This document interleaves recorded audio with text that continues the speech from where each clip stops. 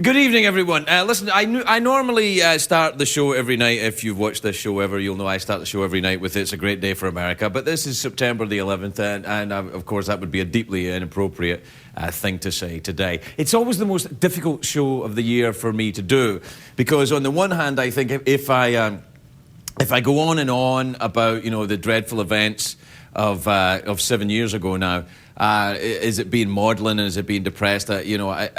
And I think, well, there is a bit of that. And then there's the other part of me that thinks, well, how awful to not in some way mark this terrible day. So I will do it because I think I'm not a preacher and I'm not a newsman. I'm a late night talk show host. But so my job is to do a late night comedy. Well, comedy, you know, we do what we do. And I think that. So what I would do is that I would tonight not say it was a great day for America, and remember that, and remember the victims those 7 years ago, and the astounding sacrifice and bravery of the rescue personnel that day, and we would do it that way, and we would do our show much the same as usual, except I will say to you what you already know, that this day never will be a great day for America. We'll be right back with the regular show, everybody. It's hard to stay up, it's been a long, long day, and you've got the same man at your door. Hang on, leave the TV on, and let's do it anyway. It's okay, tomorrow's just your future yesterday. Ladies and gentlemen, Lynn Ferguson.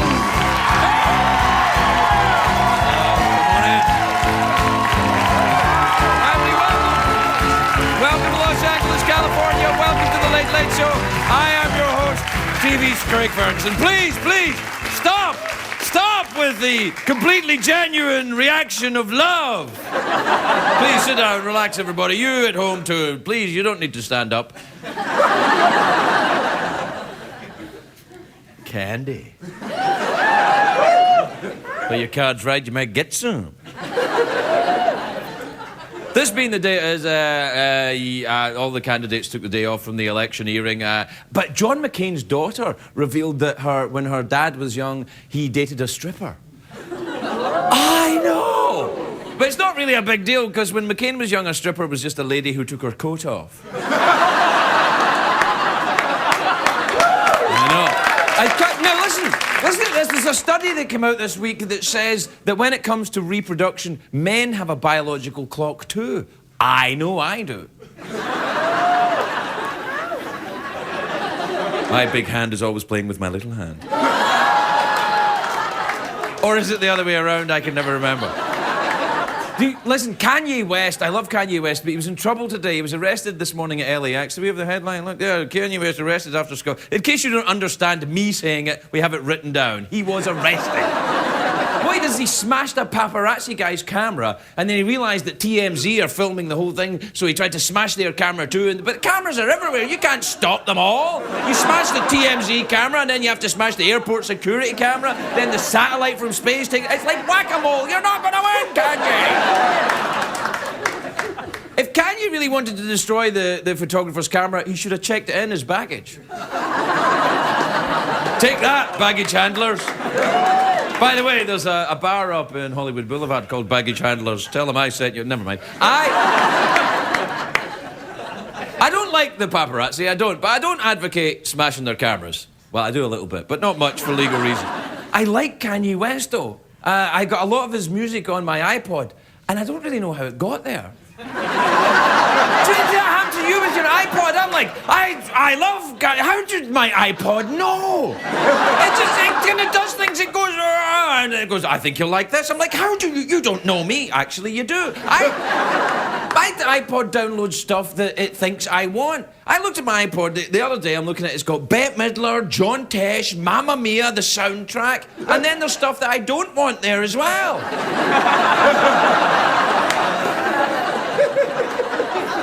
Do you know, I do like Kanye West because I like him because he's outspoken and kind of an outlaw, the way a rock star should be. You know, he smashes cameras and throwing TVs out of windows. Everyone does that now. Usually when this show is on. Cheeky monkeys. I sympathise with Kanye, though, to be hounded by the paparazzi. I know what that's like. No, I don't. No one gives a rat's ass about my picture. I was once filmed by the TMZ. Recently, I was coming out of a restaurant, and this paparazzi comes up with a video camera in my face, and I wanted to be all furious and be angry, and he said, "Excuse me, Craig," and I went, "Yeah," and he said, "Did you like the restaurant?" I said, "Yes." He's like, and did you enjoy your meal? I said, "Yes, it was actually pretty good." And then he said, "I like your show." I said, "You're not giving me much to work with here." How can you be angry at the polite paparazzi? He's like, "Oh, you've got a nice haircut." I'm like, thank you. A bit of insulting. Eventually I had to say to him, "Look, pal, you need to go and find yourself some real celebrities." He said, "I know, but the pickings are slim tonight. It was either you or Rob Schneider." And then we both laughed. We both laughed, and then I gave my Valley parking ticket to Rob Schneider, and he went and got that. There's a street in Los Angeles called Robertson Boulevard, and that's where all the paparazzi hang out. So when the stars want to be photographed, they go to Robertson. You know, when they want to pretend they don't want to be photographed, they go to Robertson and then they get photographed. And it ends up in the magazines. You know, the stars, they're just like us wearing full makeup, high heels and a $3,000 Dolce & Gabbana dress.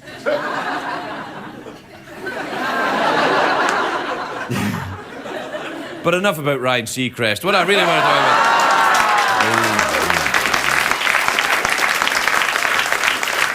It's really very simple. If you don't want to be photographed, then don't go where the paparazzi hang out. You never see the big stars going to Robertson. Tom Cruise, Tom Hanks, Tom Selleck even. They don't go to there. Complaining about the paparazzi on Robertson's like going to Hooters and complaining about the food. It's ridiculous. Actually, that doesn't make any sense at all. By the way, Hooters is the place you can find Tom Cruise, Tom Hanks, and Tom Selleck. Well, maybe not Tom Cruise. I don't know. Anyway, I'll knock it off. It's a joke. It's a joke.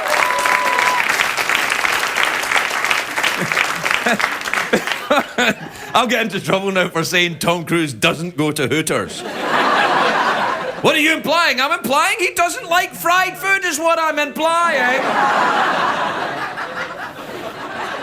Everybody has their own taste. A couple of months ago, the paparazzi, they get into trouble with the surfers on Malibu. The surfers in Malibu beat up the paparazzi. And I was shocked, but then because people think, you think surfers are sort of gentle hippies of the sea. You do? You think they're kind of aquatic granola people with their kind underwater ways? Oh, gnarly, dude. They're not. They're not. They're angry and they're tough and they smell like clams.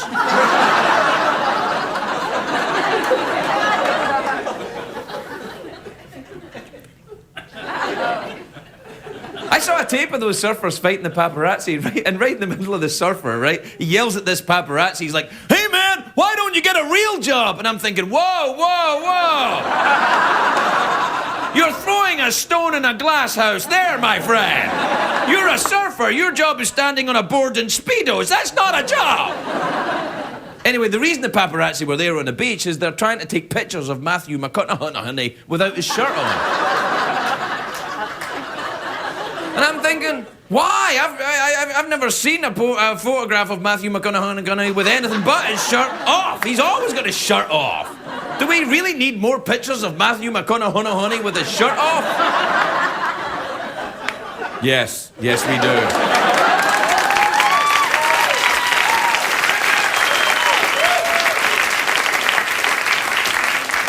I tell you, you cannot get away from the cameras, is what I'm saying. They're everywhere. Even when you go in the roller coaster, they take the pictures of everyone before the big drop.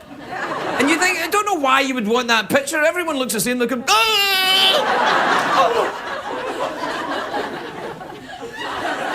I went on the log flume ride at Disneyland, and the picture was embarrassing. It's me going, "Ah!" And the spray is hitting me in the face. I was soaked. The embarrassing part was we hadn't hit the water yet. It was... It's a joke, We have to take a break. We'll be right back, everybody. We'll be right back.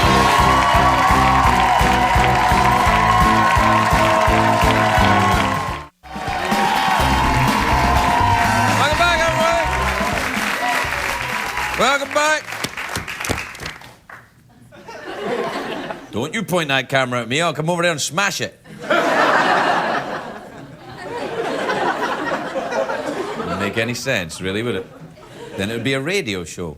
Radio wouldn't be bad, actually. I'd quite like to do a radio show. I wouldn't wear pants ever again. I took them off during the commercial break. I'm not wearing pants now. You wouldn't be cheering if you'd actually seen my bear business. Bear business. Bear business. It's a documentary on Animal Planet about how bears like to conduct their business. This week on Bear Business, old Gentle Ben is, burying his trousers. I don't know. I can't be mucking around. Do we have any time for, Well, there's always time for email on the show. Diddly-do. Well, there's always time for email on the show. Yes, there's always time for email. A guy or a gal or email us their message on the great big email hole. Doodly-doodly-doo.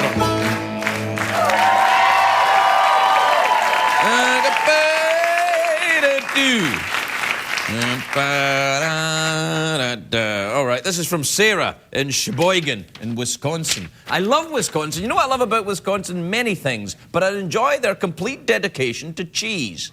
The thing is, it's not like a lot of different cheeses, is it? It's basically just one particular type of cheese, just a lot of it. I'm going to get letters from people in Wisconsin now. How dare you? They'll say in their mock British accents. How dare you, sir? I've lived in Wisconsin for many years, and we have over 12 types of cheese. Sarah in Sheboygan, Wisconsin says, Dear Craig, I love your show. I especially love all the voice impersonations that you do. Can you do a Sheboygan accent? Well, I think I just didn't I? Welcome to Sheboygan. Enjoy your cheese.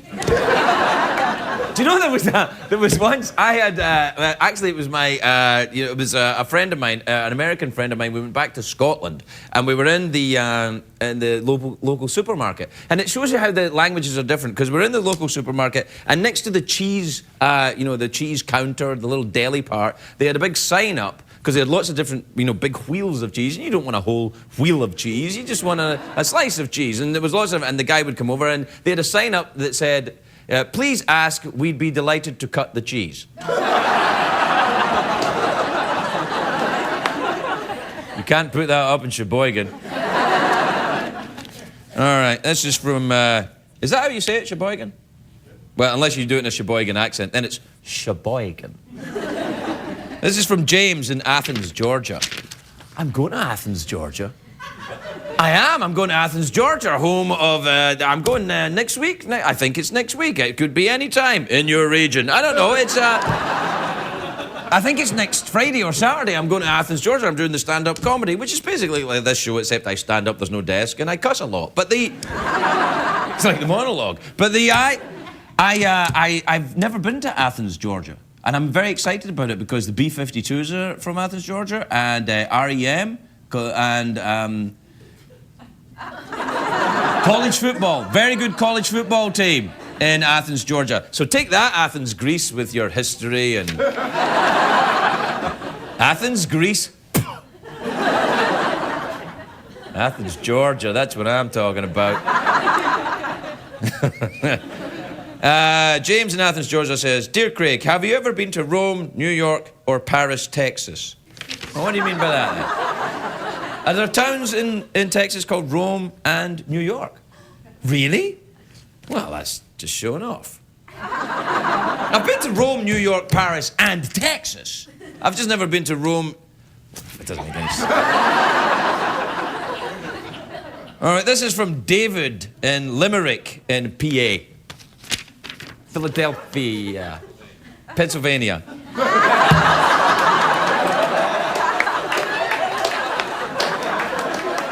There's another one in Philadelphia. It's a small area of the town of Philadelphia called Limerick. I know a Limerick, but it's about the town of Nantucket. It's a completely different. And David in Limerick in Pennsylvania. Pennsylvania sounds a bit like Transylvania, doesn't it? And do you know what they make in Pennsylvania? They make, what do they make there? Cheese. Please ask. We'd be delighted to cut the cheese. Sorry. Craig, out of curiosity, I was wondering what your favourite one-hit wonder song is. That's a good. I get asked this all the time. No, you know what it is? It's the flock of seagulls. Remember that? The and I ran so far away. No, please.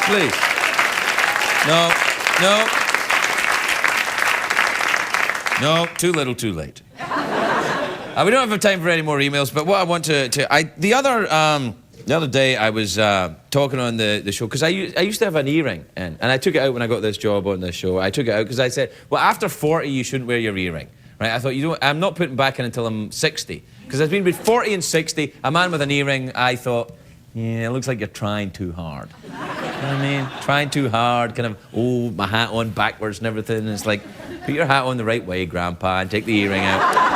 But then when you're old again, you can go, I don't give a I'll do what I like. So I've decided that I'm maybe going to put the earring back in now, because, live fast. And anyway, so I said, let's have a poll, and people have been polling in with their emails on the Google net, and the results here are the results so far on the great earring poll. Well, if I should put my earring back in, for 79 viewers. That's almost the entire amount of people who watch this show. Against 7. And we have 3 undecided. 3 undecided. I don't know if he should put his earring in or not. And it must be torture for you. Will he put it in? Will he not put it in? I think what I'll do is tomorrow night, when I come and do the show tomorrow night, I'll have an earring somewhere on the desk, and I'll put it in and give you a look. And then that way you can look at the earring and say, no. Or, yes. Or, I'm undecided. Harrison Ford's got an earring now. Did you notice that? I think Callista's making him wear it. Put your earring in, Harrison. No, I don't want to. Go on. Doesn't it make me look stupid? No, you look great. Put it in. All right. There. But some people are going, I'm not so sure. Yeah. We have to take a break. We'll be right back. We'll be right back with the show.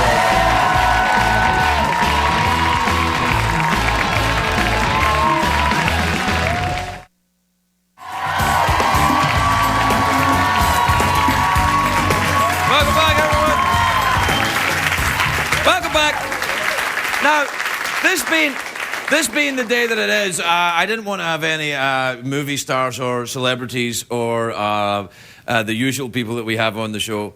All right, we never really have movie stars. I wanted to keep it family because it's a different show, but then I ended up getting a movie star anyway. Yes, please welcome my little sister, Lynn Ferguson, everybody. Lynn Ferguson.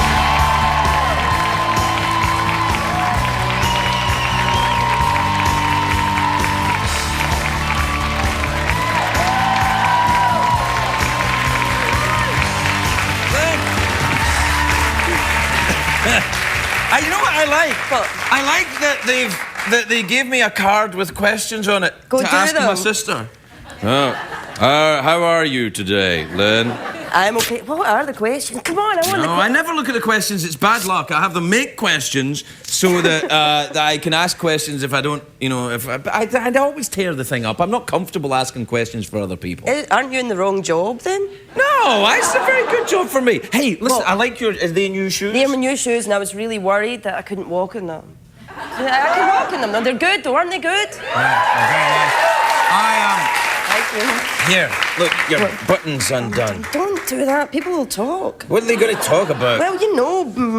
family things. That's so how are you? Having a nice time? Are you having a nice time in America? I'm having a lovely time in America. You're not originally from America, I believe. No, I'm not originally from America. Can I tell you my America story? Sure, why I have not? an America story. I was doing the Edinburgh Festival. and- Very American so far. Well, Was it Edinburgh, Texas? Stop. You can't invite me on your show and talk at Yes, me I all the- can. No, Yes, I no, can. no, Yes, I no, can. no, you can't. My show. Right, okay, get your questions out. Get your questions out. Hold on. They better be good. So you did the voice in Chicken Run Yeah, of the chicken. I did. Yeah, I did Mac that the chicken. Scottish chicken. I did that chicken. Yeah. Do you know what that really works? Tell us your American story. No, come on. I'm going to tell you the thing that really worries me. I'm sorry, I don't understand your well, accent. Shut up, I understand. I'm really worried, right? I'm really worried. This is true. Sometimes I worry that I'm going to die of bird flu.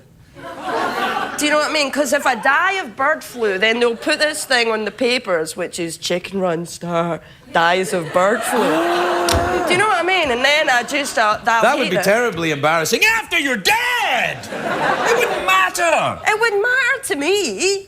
Wouldn't matter to me. Anyway, let me do my American story. All right, okay. Right. So in Edinburgh, Very American very so far. American. Right. There was Americans on before my show and Americans on after my show. So you were in a venue where there was lots of different people appearing throughout the day. Yeah. And I have to translate this. And there was some American performers on, then there was you, then there was some more American performers on. That's right. Right. You've got that right. Okay. Right. The ones who were on after me. The Wans. I don't even start this. Just because you've got your green card, don't you no, get I'm- all Burt Lancaster with me. Citizen now. You're a citizen. Yeah, that's right. I can have you arrested.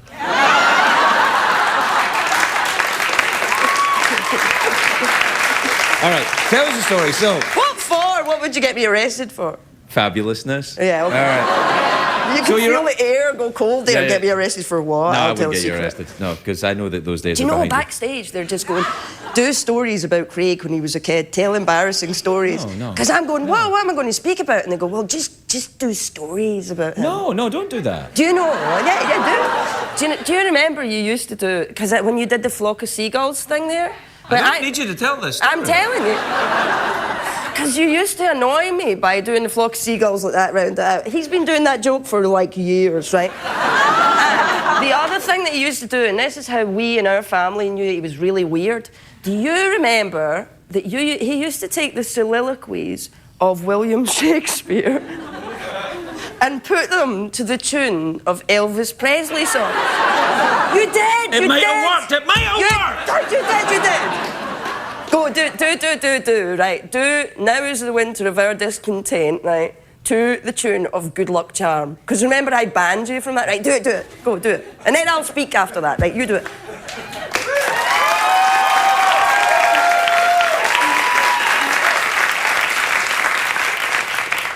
Now is the winter of our discontent, made glorious summer by this house of York. Yeah, that's more of that.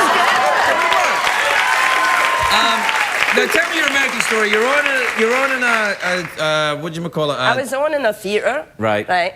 And the people that were on before, well, there was a guy on before me, he was American, he was horrible. That's the only one. What, the only horrible American? Yes. I don't believe that.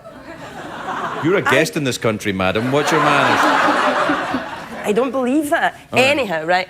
And I was going to talk politics there, but I don't know anything Don't about talk politics. about I don't know politics. anything about politics. I Good. don't even Nobody know else does either. Doesn't stop him. So there was a guy on before me who was American, and he was horrible, and he kept like overrunning his show. And he said to the people who were running the venues, he said, that Irish girl, I know, and I like Irish people. That Irish girl, she's like cranky with me. And so I got really Is angry. it this American man from the valley and a girl? He was Indian. No, but anyway, he said that I was Irish and he was angry at me and he thought that I was crazy. And I said to his manager, I said, you tell that Irish guy, you tell that American guy that this Irish woman has an Irish brother who does a show in America and he's an American citizen now and he's going to pull his head off if he annoys me again. Don't say that. Why? Because You were a good fighter once. Shut up. You were a good fighter once. Shut up. Listen, you Look, here's what's happening out there in America. Oh, really? Good fighter? Let's see how good you really are. I wasn't a good fighter. I was just drunk. That's true. Yeah. You still get drunk quite a lot, don't you? I don't get drunk. You do. This is an intervention. No, You know what? I've got a really bad cough, and when I go back to Scotland, I'm leaving you my cold. I do not get drunk a lot. I don't. Really? I've got kids, and you've been showing my child on your television-y thing. I thought it was Phil Collins. I thought it was Phil Collins. Look, we have a picture of Don't do Lachlan. this. Do we have a picture? Look, I thought it was Phil Collins. That's my baby. I know. You know what worries me, though? What is it? What worries me is I got a bigger clap for my shoes than I did for my baby. I'm like, no, that's my baby. Show my baby again. Go on. Hey, what about my shoes? There's my shoes. No. Actually, they didn't get much. This is Los Angeles. Shoes are more important than The children. baby. I do miss him, actually. It's Yeah, I weird. know. Well, you've been here since when? Tuesday? Yeah. Staying at my house? Yeah. When are you going home? I'm going home. I'm going home tomorrow. I'm going home Really? tomorrow, yeah. Oh, that's nice. I just came over. You like me there, you do. I do like you there. You're lots of fun. You know, you get drunk, bring out very old. I do not You get are drunk. such an old soak. I am so... Yeah, you are. You like to drink. I do. Ask me some questions. You know, you can't make me fly 5,000 miles and then not ask me questions. All right. Ask me When you questions. did the Chicken Run film, Right, okay. Did you and Mel Gibson go out and get drunk together? No.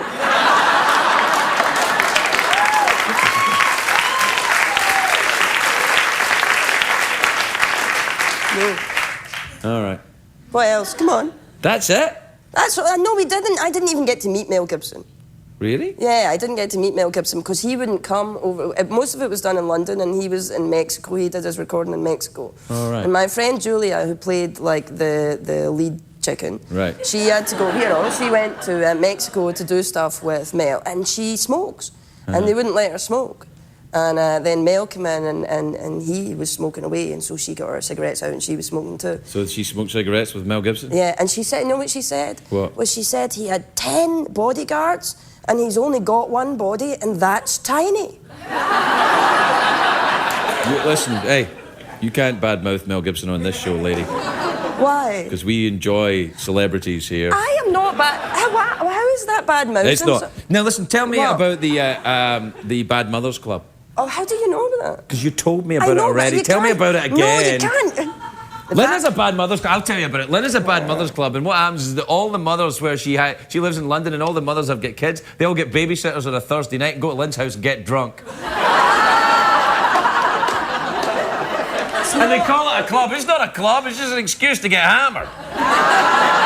Technically, that's true, but it's a Wednesday night and it's a bar. You go to a bar? We go to a bar. Ladies in a bar? It's fantastic. Really? Yeah, because it's all women with anoraks and big shoes, and then if a man comes in, we go, get lost, like that. And they all get, and the thing that's if you've got small kids, Yes. it's really difficult to have a conversation, because you're always going like, get your fingers out that electricity point, and, you know, don't eat the dog, and stuff like that, right? So you have all these women who are so used to having to deflect all the time and not have a conversation.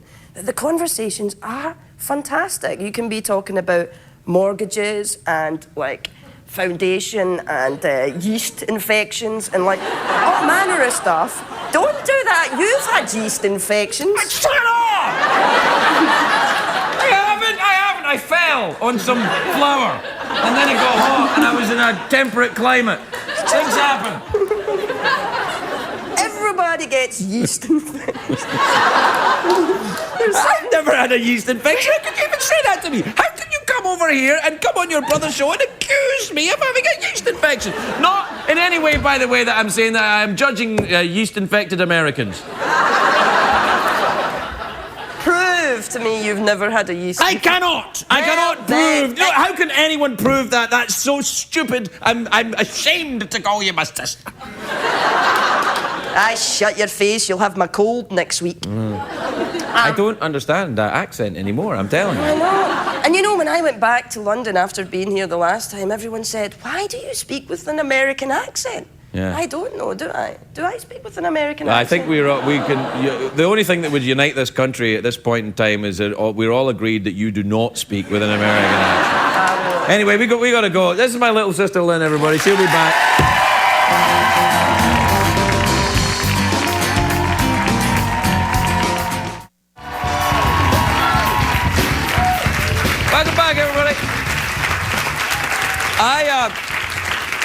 Welcome back.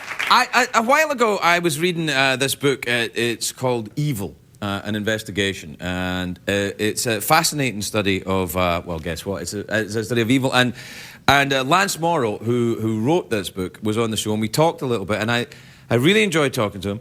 And we didn't really have enough time, and I thought, well, what could be more appropriate to invite him back on September the 11th, and we could talk some more about evil. So please welcome back Lance Morrow, everybody. Lance Morrow.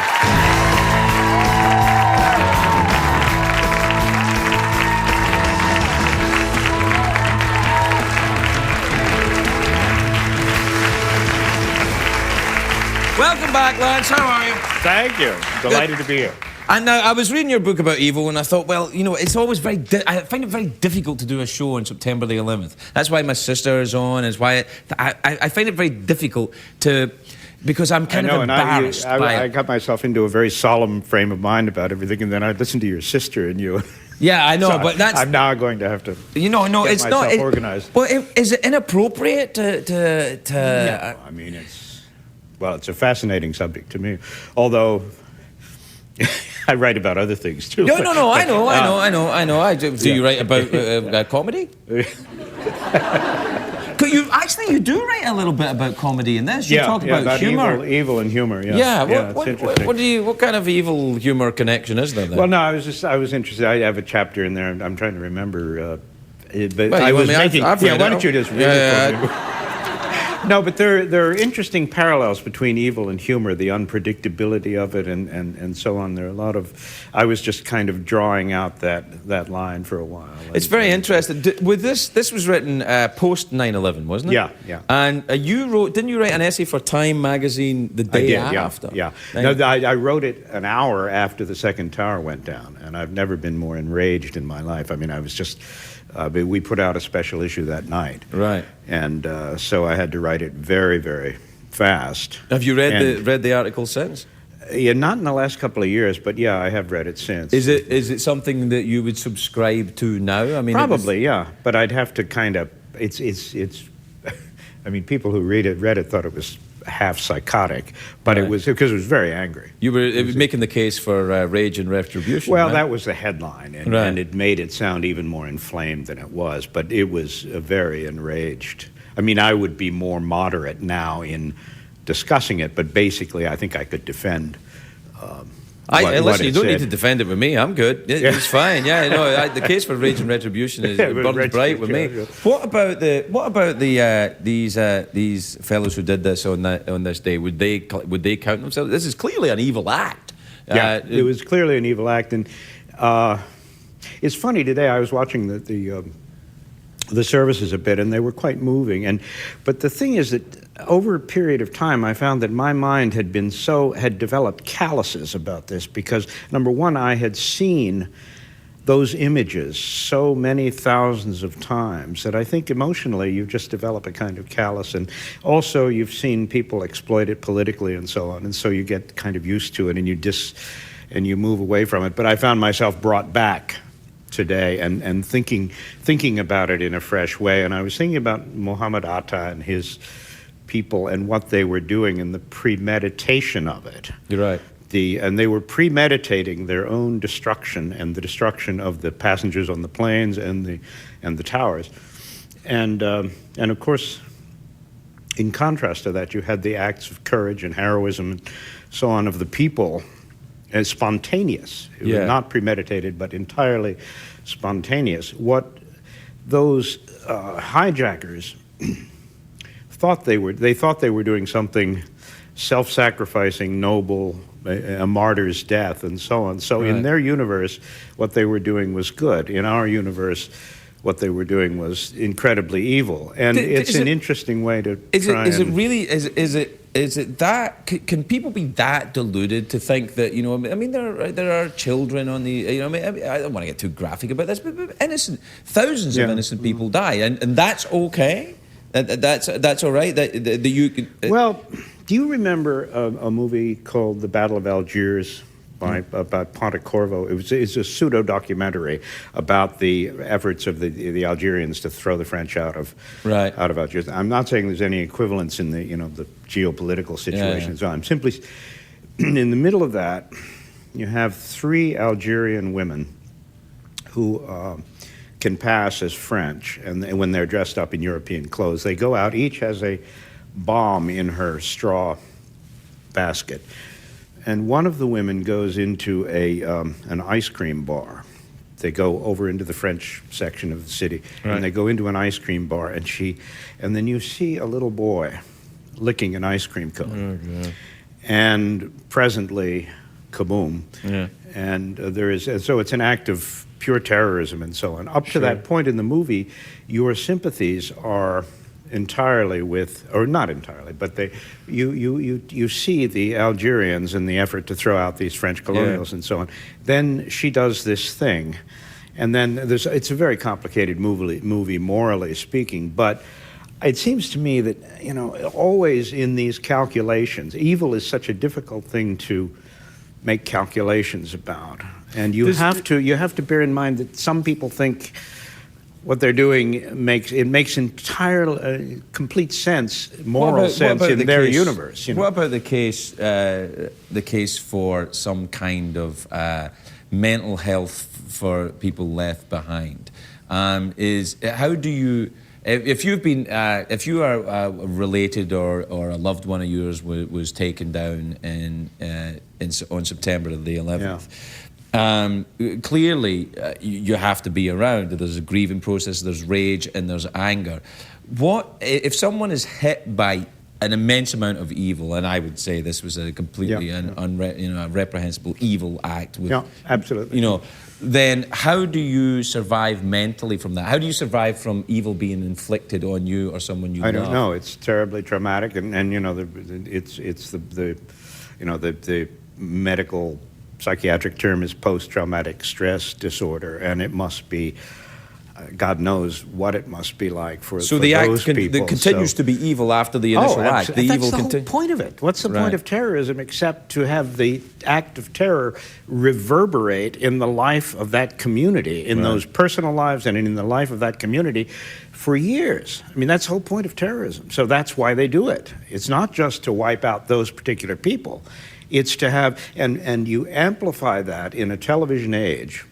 Bush said today, he said, there will come a time when people will not have living memories of this day. Well, the fact is that the vast majority of people now thinking about that day don't have a direct living person-to-person. I mean, we weren't there.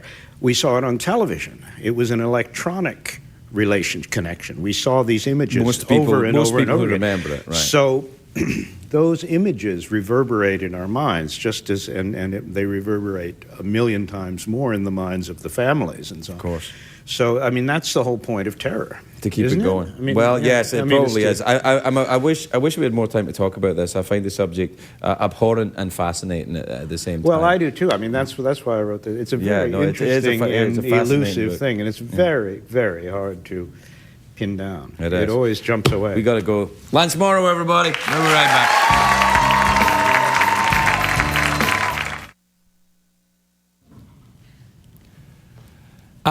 This has been our September the 11th show, the most difficult show for me to do every year. I'm sure, though, not as difficult as it is for many people on this day. It can be an extremely difficult day. Thank you for allowing me to have at least one person I love on the show tonight, and one person who helps me try and make sense of what these rat bastards did to us. Business as usual tomorrow. Good night, everybody.